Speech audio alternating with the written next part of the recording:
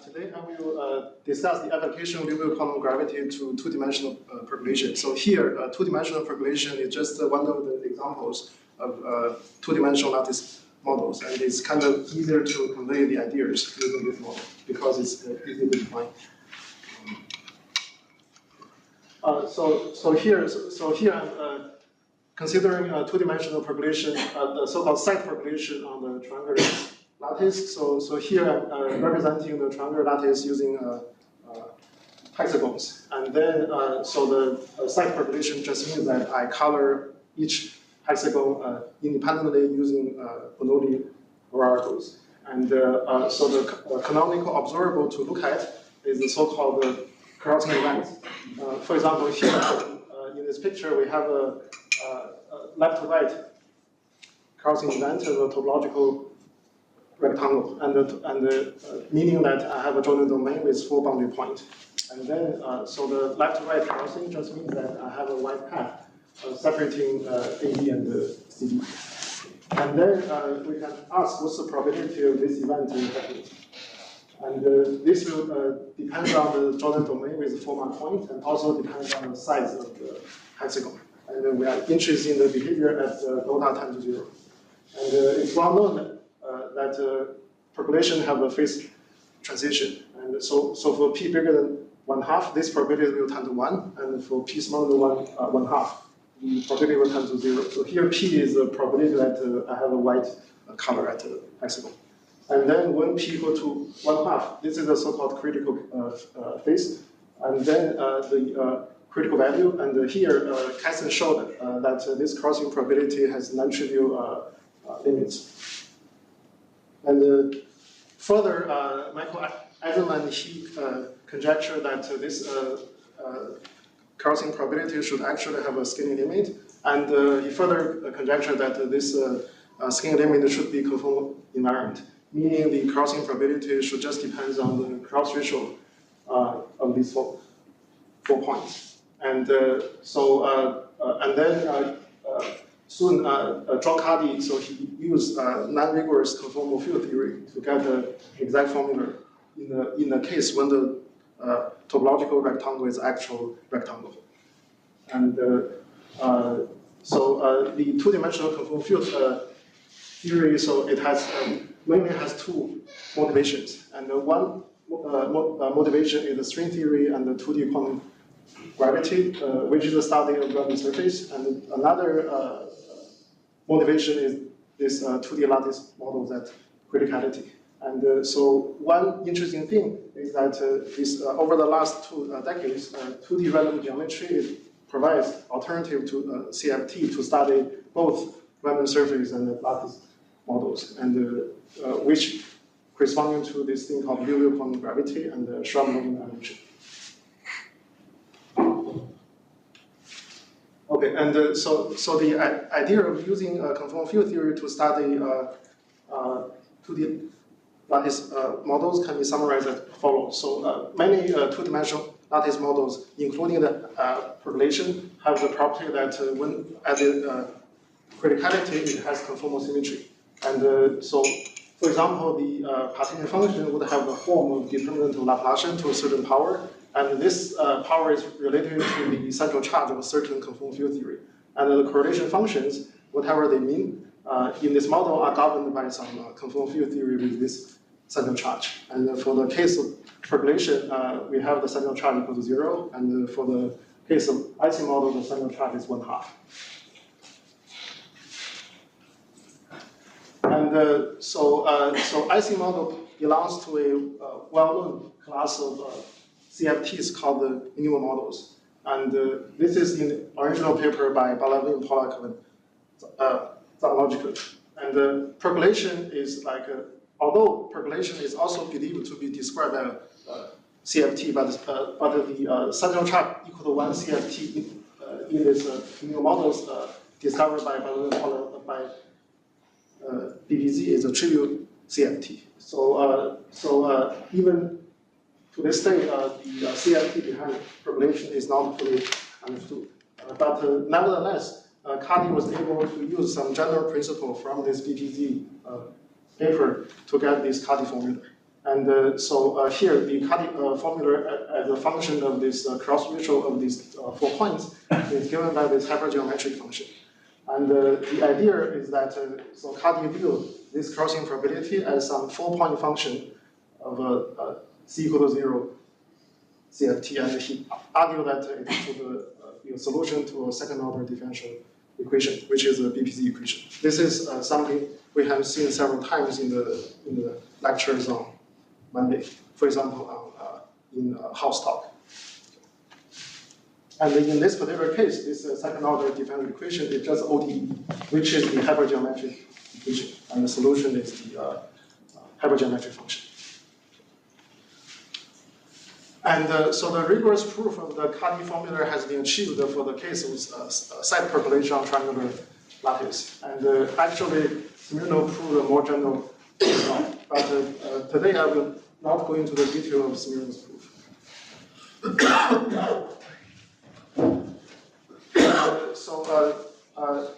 Around the same time that Smirnov proved the Cuddy formula, Schramm discovered this fundamental object called the Schramm-Lorenz evolution. So he realized that many lattice models, the information can be encoded by some interfaces in these models, and these interfaces, they should satisfy certain conformal invariance and Markovian property. And this property actually singles out a one-parameter family of random curves, which are now known as Schramm-Lorenz evolution.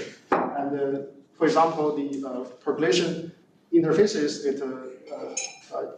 using the proof of Cuddy formula by doing some further work, it's possible to show that all these all the interfaces between the black and white colors in percolation, they should describe by the SLE6 curves. And the icing model should be the interfaces for the spin interface in the icing model should convert to SLE3. And there are many more conjectures about other lattice models, such as the overloop model and the random class models. And there's also a recipe to connect this conformal field theory approach and the SLE approach to these lattice models, which is there's a relation between the central charge and this kappa value in the SLE. It is here. And we can see that if kappa equal to 6, c equal to 0, and if kappa equal to 3, c equal to 1/2. Okay, and if we want to consider the full scaling limit of all the information in the percolation, then the collection interfaces, it will converge to something called the conformal loop ensemble, which is a random collection of loops. Each of them locally look like SLE6. And these convergence results for side percolation on lattice, they reduce the understanding of large-scale behavior of two-dimensional percolation to the understanding of SLE6. Okay, then there is an interesting program that we can pursue, which is we know that so the two-dimensional conformal field theory by the work of BPZ, there are many exact solvability built in, and then they would transfer into some conjectural formula for the scaling limit of lattice models. On the other hand, we also know that the full scaling limit deformation of lattice models can also be described by SLE. So this means that I have like many conjectural formulas of SLE. And in this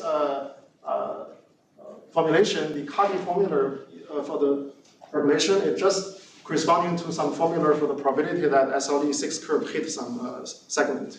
And this is something not very hard to prove in the SLE framework. But after you prove this framework, it does not become an independent proof of Cuddy formula for the percolation, because you have to first assume the scaling limit result. And the scaling limit for percolation to SLE6, at this moment, it has to rely on the proof of the Cuddy formula. So this would not be an independent proof of the Cuddy formula for percolation. So the perspective we are taking here is that we only we are only trying to prove the CFT predictions, which are formulas about SLE. And then if we separately know that the lattice model converges to the SLE, then this will become some scaling limit result for the lattice models. So I will take this point of view throughout the lecture. So I will not try to address any skin limit questions.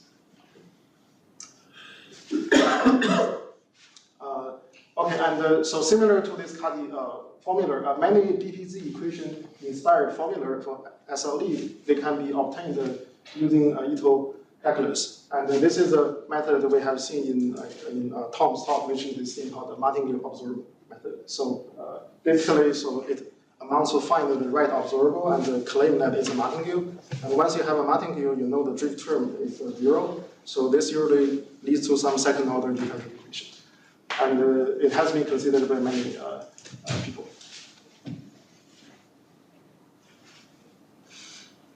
Okay, so so another application of SLE to this lattice models is this scaling exponent. So here, one of the most typical exponents for percolation is this so-called one-arm exponent. So the one-arm event is a crossing event that I have a crossing in the annulus from the inside to the outside. And then if you consider this crossing probability, it is not so hard to show that the leading asymptotic is given by some power ratio between the inner and the outer radius. And so what is non-trivial is to obtain the value of this exponent. And in the case of this one event, this exponent is given by 448. And this is predicted in physics using CFT method and also using quantum gravity. So I will explain how to derive this exponent using quantum gravity later. Okay. And this was again rigorously proved by using the SLE techniques. And okay, so this was a mistake. So this was proved by Lawler, Sherm, Warner. So this was a wrong reference. So the next result was proved by Simon. Okay, so and the way to derive this 5/48 using SLE is to view this alpha 1 as some leading eigenvalue of some like BPZ type operators. And we can also consider these other similar type of scaling exponent, which are called polychromatic arm exponent. And they also corresponding to the leading asymptotic of these arm crossing events. So here, this is an example of the so-called polychromatic two-arm event. So here I have both a black arm and a white arm connecting the two boundaries of the annulus. And then like, so here polychromatic means that when I have multi-arms, I require that not all the arms have the same color. They should have both like black white colors. And for the percolation, it can be argued that the precise color pattern doesn't matter. For example, if I consider the four-arm event, like black-white exponent and the white exponent are the same. And again, it's not so hard to show that there exists such an exponent describing the leading asymptotic. They can actually compute the value.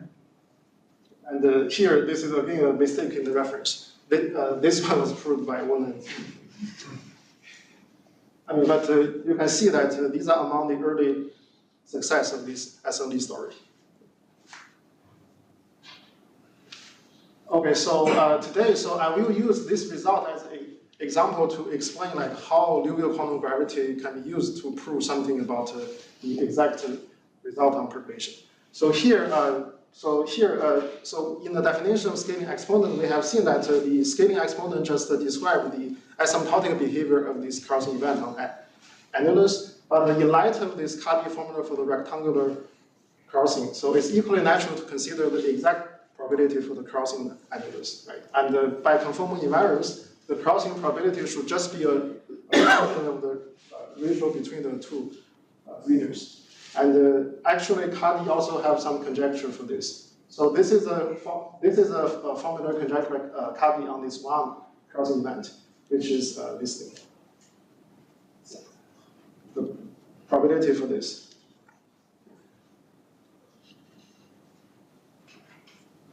And this is the conjectural formula for the polychromatic two-arm events.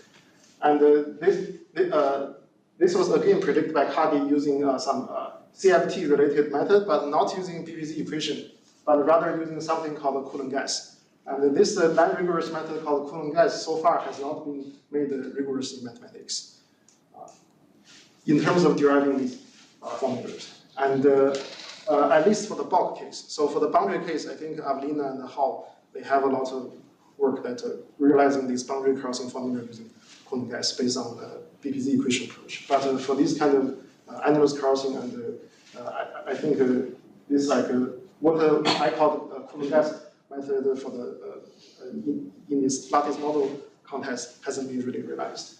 And so I want to comment that these two results are relatively hard to derive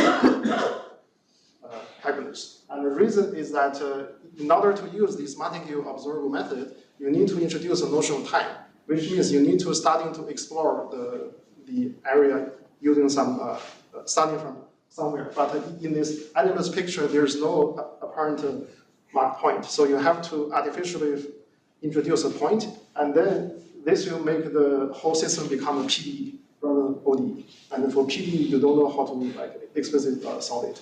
Actually, I think there's a paper by Julian Dubida. He was able to like describe this probability using some PDE, but using that, but just view this as a PDE, he could not derive this formula. So that was my first motivation to study these problems. So because Julian Dubida was my postdoc mentor, and I want to, I mean, so it's kind of like he's one of the mathematicians that I admire, and I want to solve some question that he couldn't solve. Excuse me, when you say exact, there is a limit, I guess, involved. Yeah. So here I'm basically saying that. So I consider the percolation crossing probability, and then I take the lattice size to 0. So by the fact that percolation convert to in the skin limit, this crossing probability should also converge. It converts to a number, and this number have a formula, which is this. Yeah. So here I'm not trying to show independently that the percolation crossing probability converge to this formula. So I know that the convergence holds because Smirnov has already proved that the skin limit exists. I'm only trying to recover this formula predicted by Kadi. Yeah.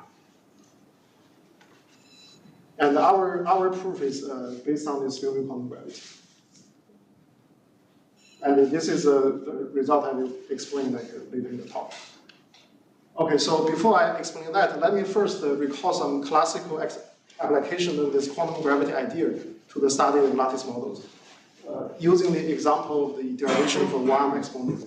So here, the one exponent can have a reformulation as follows. So we consider a planetary group with n squared vertices in this region, and then like I want to count how many vertices are there in this boundary connecting cluster. So here I'm saying that hexagon is in this boundary connecting cluster if I can find a pink path connecting to this hexagon to the boundary. And then I want to count how many points are there in this cluster. It's kind of like easy to see that the one exponent equal to 5/48 is equivalent to saying that this boundary connecting cluster is of size n to the 91/48. So this is a linear counting problem. So there's a derivation of this using this thing called the Knitznik-Polyakov-Zamolodchikov relation. So the idea is the following. So this counting problem, although it's very easy to understand, it's hard to solve. And the first step to solve it using quantum gravity is to put this model on this quantum gravity background, which is just a random triangulation.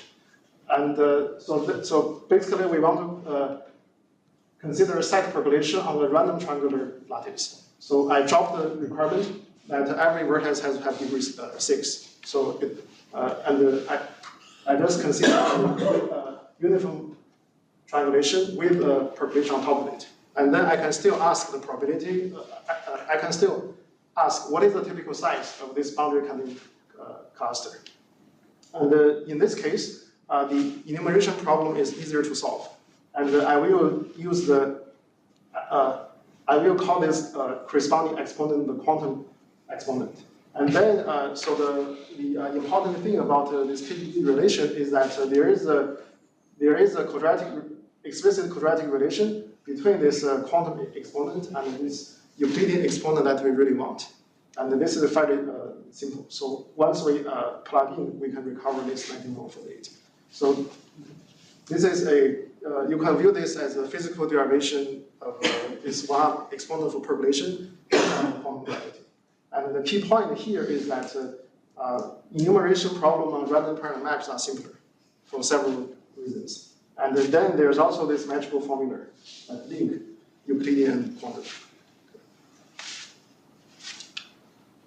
And so this KPZ relation was originally discovered in the context of CFT description of this Liouville quantum gravity, and it was cross-verified using this enumeration method of planar maps. And originally, I think it was also it happened to be a hot topic in physics to study the enumeration of planar maps using a random matrix. And then, like once it is verified physically, it provides a powerful framework to study random fractals. And one of the famous applications of this KPZ relation was the physical convincing argument for this thing called Mandelbrot conjecture. So Mandelbrot conjecture says that this frontier of planar Brownian motion, it has a fractal dimension for third. And so it was proposed by Mandelbrot, but he didn't give many convincing arguments. And the first physically convincing argument was provided by Duplantier, and he uses the same idea as our derivation for this one exponent, meaning that I run this simple random walk on a random triangulation, and then I study how many points are there on the frontier of the random walk. And that happened to be an easier problem to solve as well. And then I applied KPZ relation to derive it. And so the rigorous proof of this again uses SLE6 by Laudersham. And the first rigorous formulation of the KPZ relation was in Duplantier, Sheffield. This was one of the foundational work in the mathematical study of Liouville quantum gravity. And then, like following this work, there are many other formulations of the KPZ relation. Okay.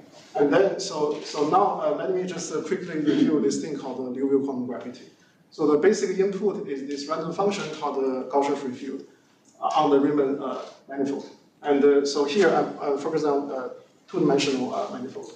And the Gaussian free field can be defined using this Fourier series. And and now it is already well known that this does not converge pointwise, but it converges in some negatively indexed solvable space. And the covariance kernel for this field has a logarithmic singularity. So in order to make sense of this rigorously, we need to do some regularization procedure. And one of the common things to do is to consider this subaverage.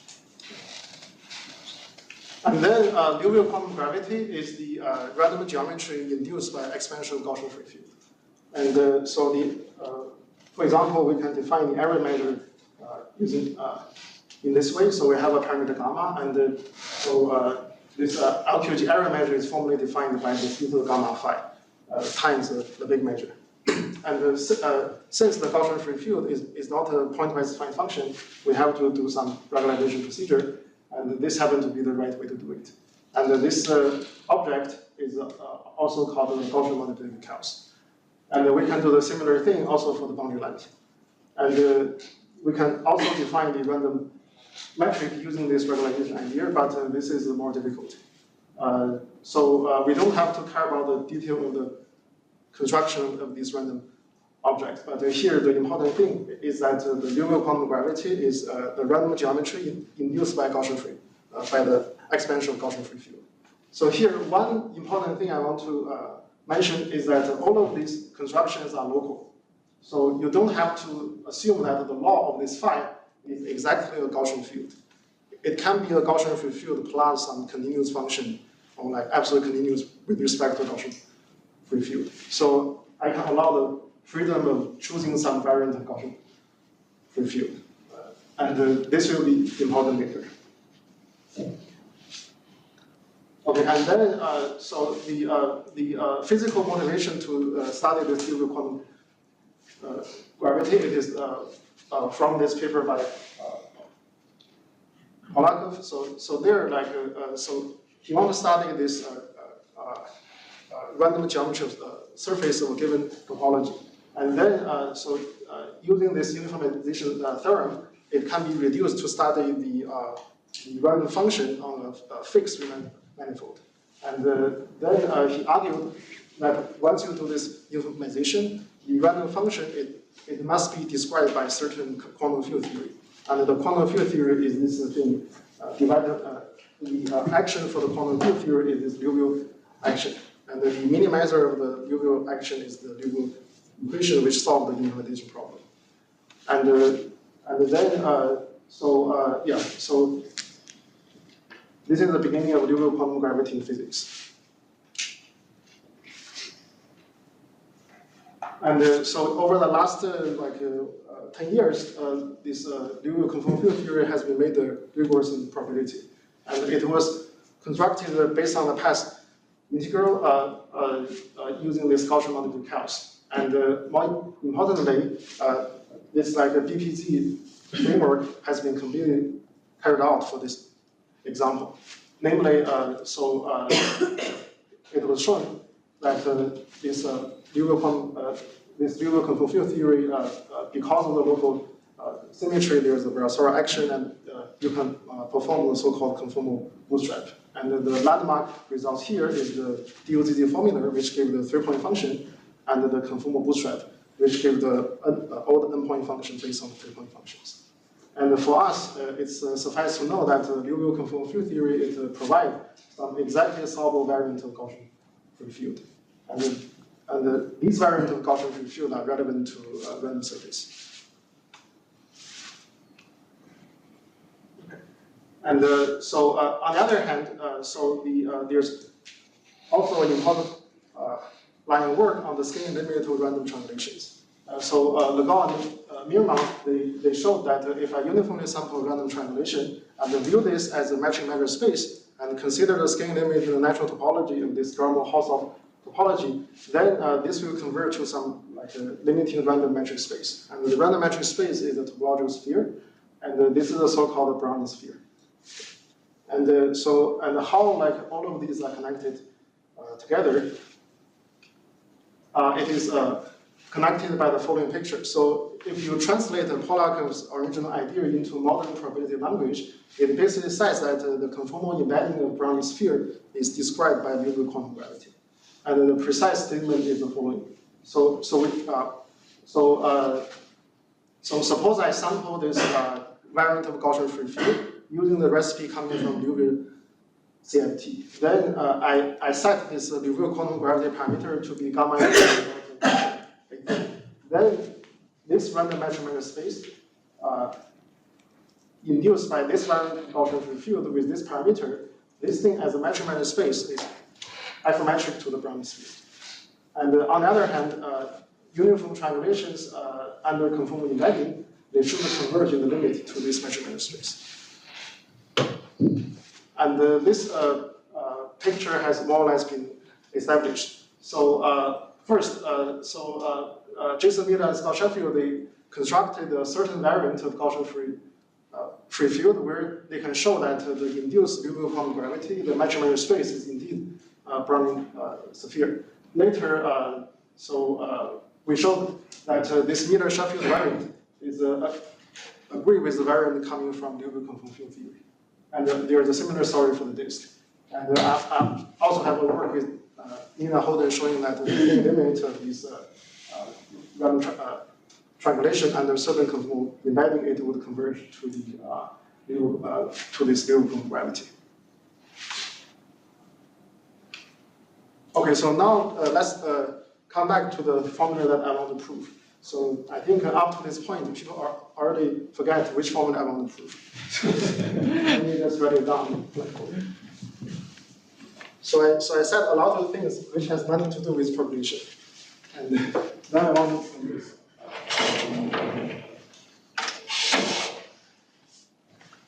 So I want to prove that this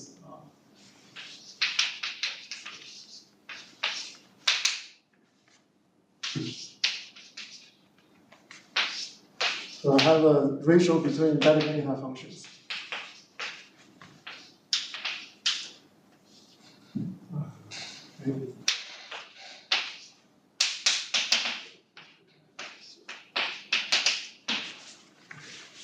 And so, okay, I'm going to call this tau.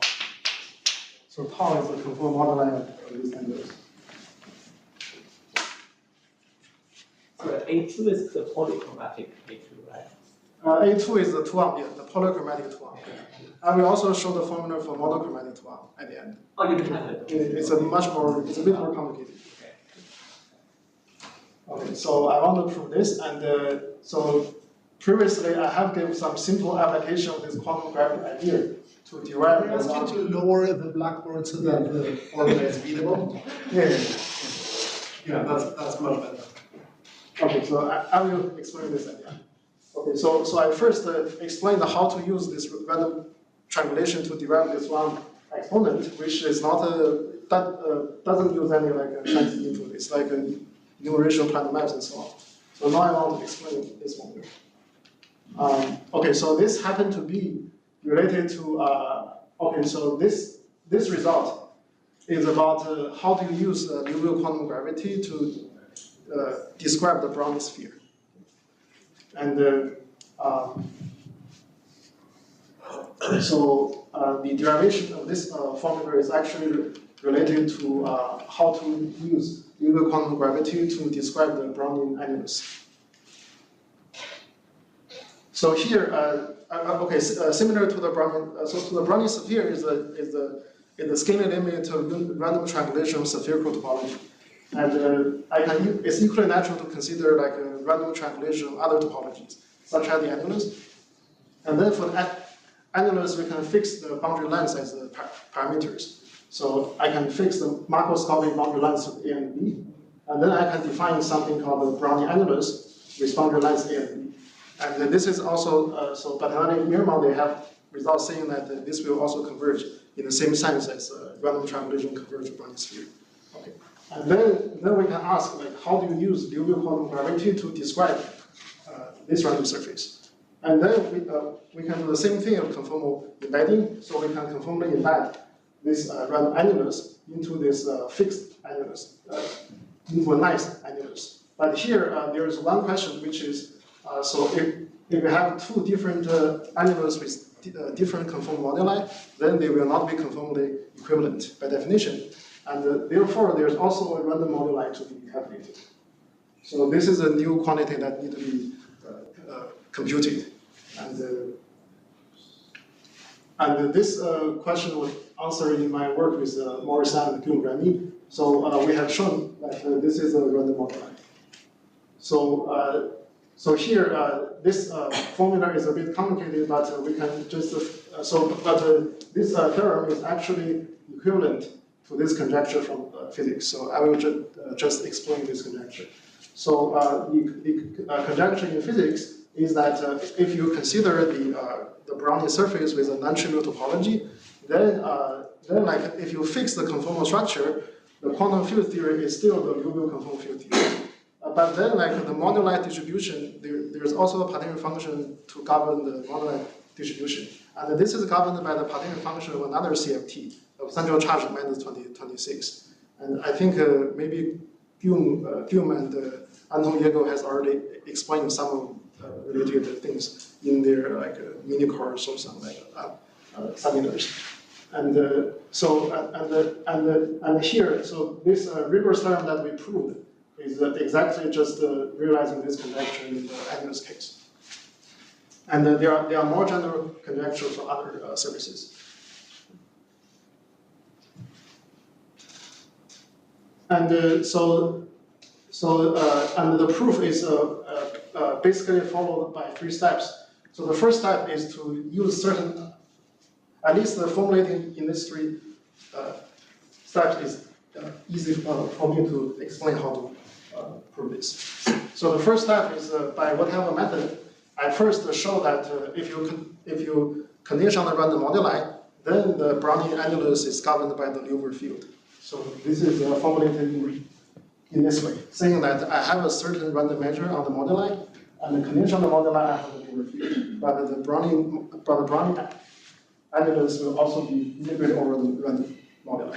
And then I just want to solve what is random moduli. And so here, the input is that, so on one hand, I can compute the boundary partition function for the Brownian annulus, which is like, given the boundary length A and B, how many triangulation do I have? And this is given by this formula here. And this can be coming from this counting of random parameter maps. And then I can, on the other hand, if I fix this random moduli, I can also compute what's the boundary length partition function for this guy. And this can be computed using the interpolative review CFT, and this was obtained by Audrey over there. And then, like, just by matching these two boundary lengths, I can find this formula. So it's pretty simple. Okay, so now let me explain how to prove this. So,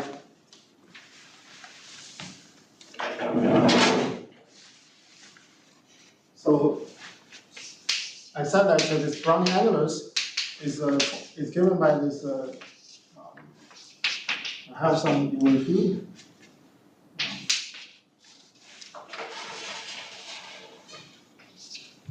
And this.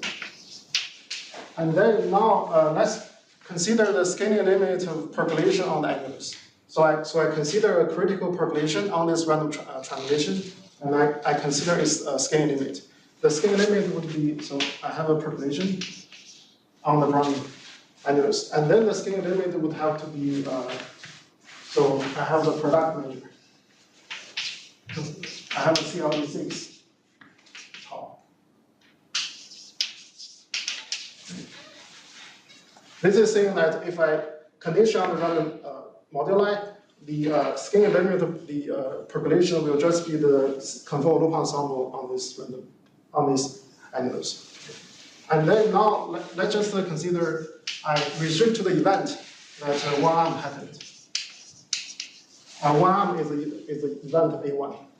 So I just restrict to the event that this thing happened. And then this will become one arm happened here. And this means that this will be equal to this. So P tau.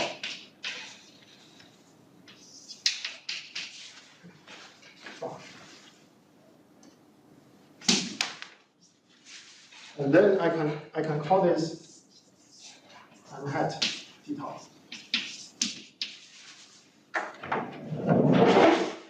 So basically, this is saying that if I have a Brownian annulus, if I decorate it with some like a one-arm percolation, then like if I condition this moduli, it is also given by this Liouville field, but then the random moduli will be different from original Brownian annulus, and then the P tau will be given by m hat P tau over m P tau.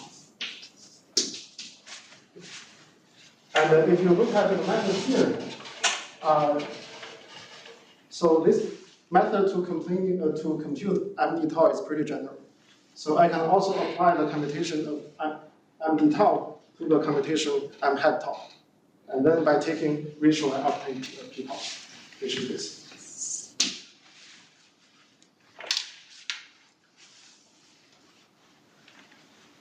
And as I was saying, so this is an example of this thing called the matter Liouville ghost decomposition. So if I consider some general random surface coupled with certain conformal matter, then the partition function has three components. I have some, so first I still have this Liouville conformal field theory describing the random geometry of the surface, and I have this ghost describing the random moduli, but I also have to reweight by the matter partition function. And in our very simple case, the matter partition function is just given by this one probability. Because the partition function for percolation is equal to 1, and the partition function of the percolation under the condition one arm crossing is one arm crossing probability. And then if you have like a different conformal matter with the same central charge, it doesn't change the local geometry of the random surface. But the global law of the random moduli will change. And then the particular function of the matter will govern the change. And this is how we derive this. And this general method was developed in my paper with Morris and Remy. And this application to percolation was done in this recent work with my student Shou Yunxu and Zijie Zhou.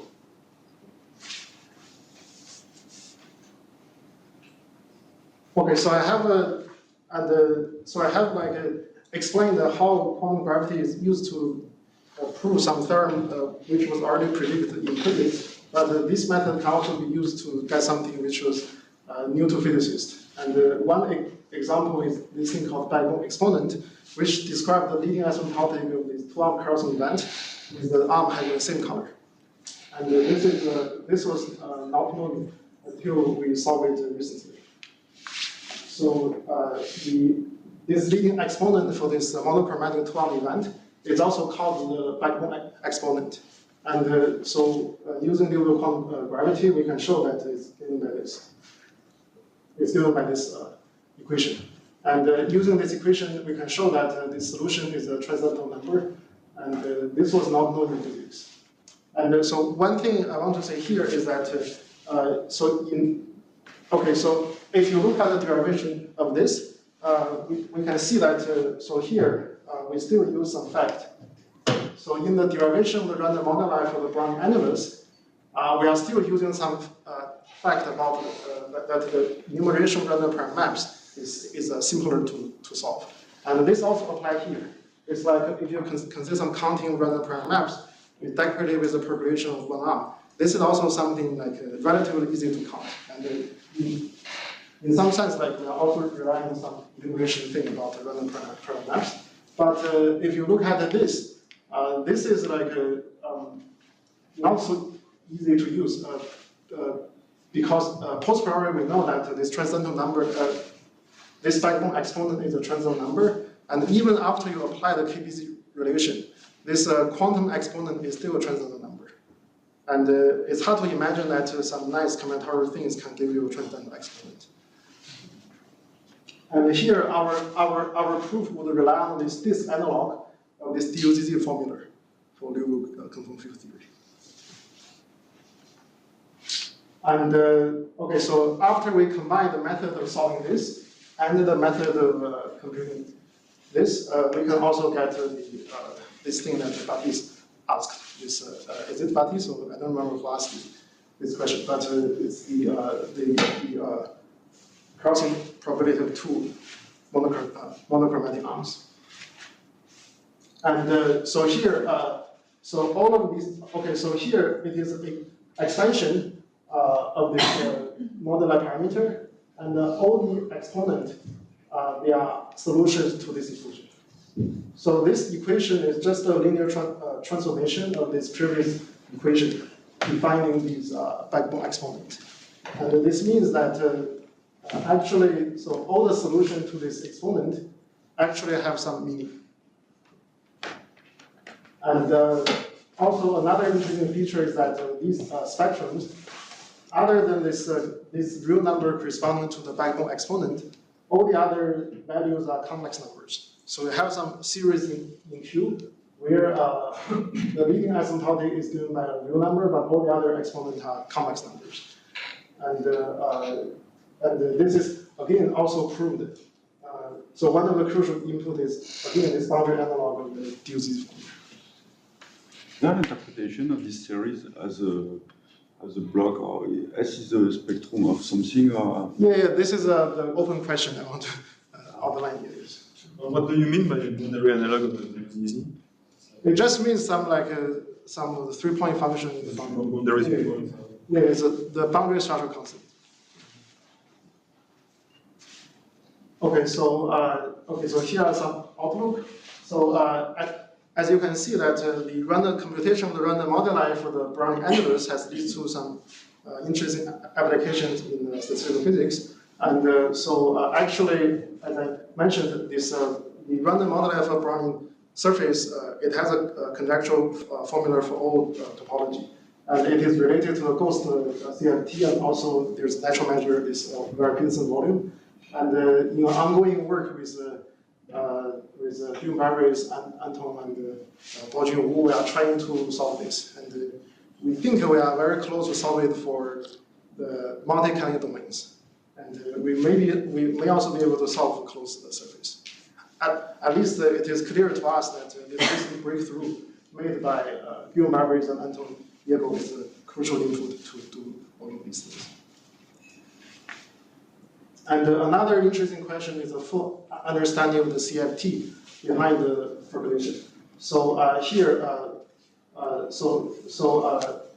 for example, so here I only talk about this scaling exponent and the angular scattering function, but you can also talk about the correlation function percolation. For example, you can compute the normalizing probability of endpoint on the same percolation cluster. And this, at least according to physics, there should be some CFT describing these correlation functions. And so far, the most advanced result is the one presented in Morris mini-course and Bolin's talk in the first workshop, which is a three-point function. And the three-point function of percolation is described by this imaginary DZ formula. And so recently, I learned from Ron in the audience. So he and collaborators, they were able to produce some exact conformal bootstrap expansion for the probability that 2 points on the disk are in the same percolation cluster. But this is that is not rigorous. And I think it would be an important question to fully understand these Versal structures behind percolation.